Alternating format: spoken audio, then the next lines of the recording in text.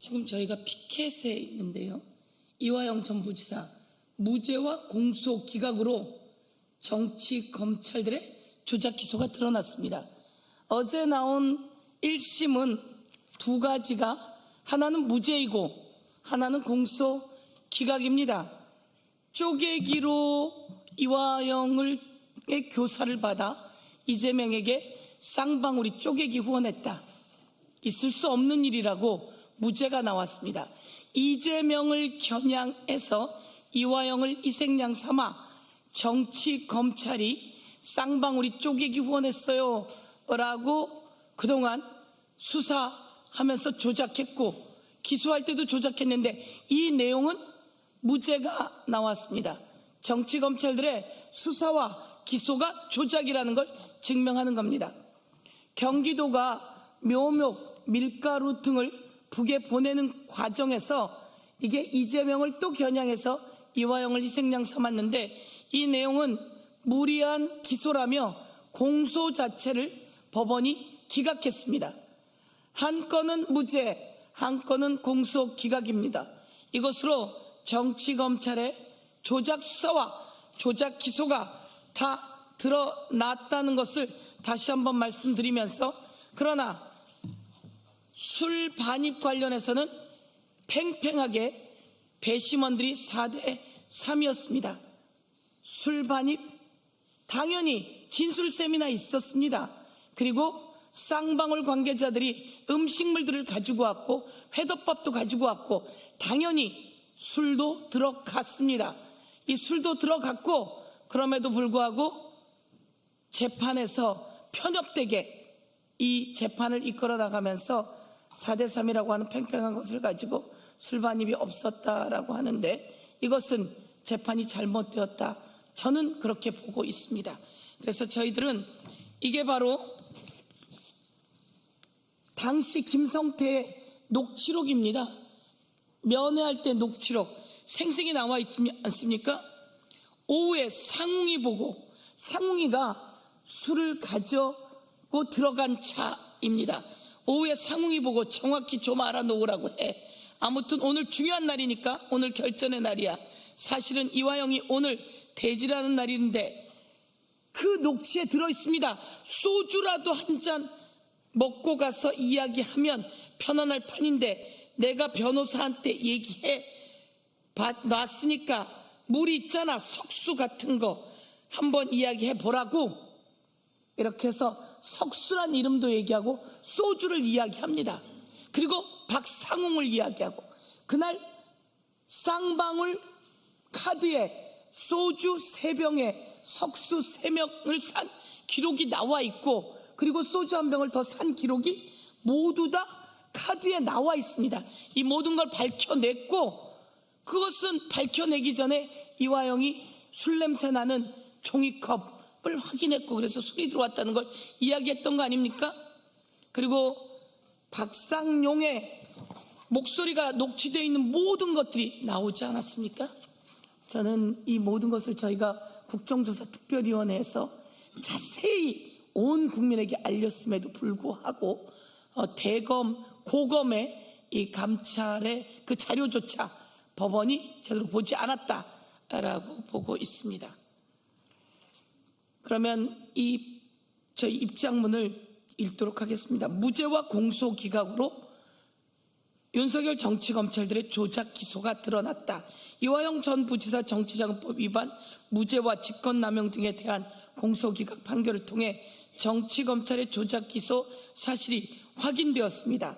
수원지법 형사 11부 부장판사 송병훈은 이화영 전 부지사의 국회 증언 감정법 위반 혐의에 대해 징역 4개월을 선고했습니다. 반면 정치자금법 위반 혐의는 모두 무죄입니다. 직권남용 권리행사 방해, 위계 공무집행방해, 지방재정법 위반 혐의 등에 대해서는 공소기각입니다. 김성태 쌍방울 회장이 이화영 전 부지사의 부탁을 받아 이재명 후보를 위해 쪼개기 후원했다는 정치자금법 위반 혐의에 대해 배심원 7명 전원이 만장일치로 무죄를 판단했고 그리고 무죄가 선고되었습니다. 윤석열 정치검찰의 정적 죽이기 기소가 다시 한번 그 실체를 드러낸 것입니다. 재판부는 대북, 묘목 및 밀가루, 지원 관련 직권남용 권리행사 방해, 위계 공무집행 방해, 지방재정법 위반 혐의에 대해서도 기소도 되지 않는 타인의 재판에서 먼저 유죄 취지의 판단을 받게 한 것은 검찰의 명백한 공소권 남용이라고 판단하며 공소를 기각했습니다.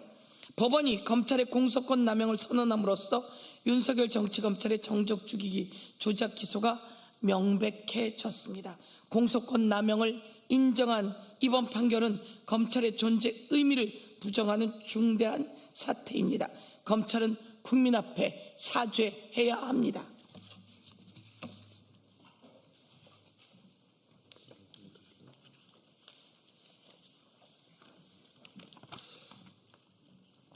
술이 제공되었는지 여부에 대해서는 배심원 4대 3으로 유죄 판결이 나왔고 재판부는 이 결과를 존중하여 유죄 선고를 했습니다. 그러나 비록 결과는 유죄이지만 실질은 무죄입니다. 형사소송법 제307조 제2항은 범죄 사실의 인정은 합리적인 의심이 없는 정도의 증명에 이르러야 한다고 규정하고 있습니다. 배심원 7명 중에 3명이 무죄를 주장했다면 이 판결 결과는 합리적 의심이 없는 정도의 증명에 이르렀다라고 볼 수 없습니다. 즉 재판부가 배심원의 다수결 판결에 따르지 않고 합리적으로 참고만 하였다면 무죄를 선고해야 마땅했고 무죄를 선고했을 가능성이 높았을 것입니다. 그러므로 항소심에서는 무죄가 선고될 가능성이 매우 큽니다. 아울러 법률 전문가가 아닌 배심원들이 입증 책임이 검사에게 있다는 법리를 정확하게 인식하고 판결 의견을 냈는지도 의문입니다. 검사는 이화영 전 부지사가 술이 제공되지 않았음에도 제공되었다고 거짓말했다는 사실을 입증해야 할 책임이 있습니다. 반대로 이화영 전 부지사가 술이 제공되었다는 사실을 입증할 책임은 없습니다. 배심원들은 술이 제공되지 않았다고 판단하는 경우에만 유죄 의견을 내야 하고 반대로 술이 제공되었는지 여부를 잘 모르겠다고 판단하면 무죄 의견을 내는 것이 맞습니다.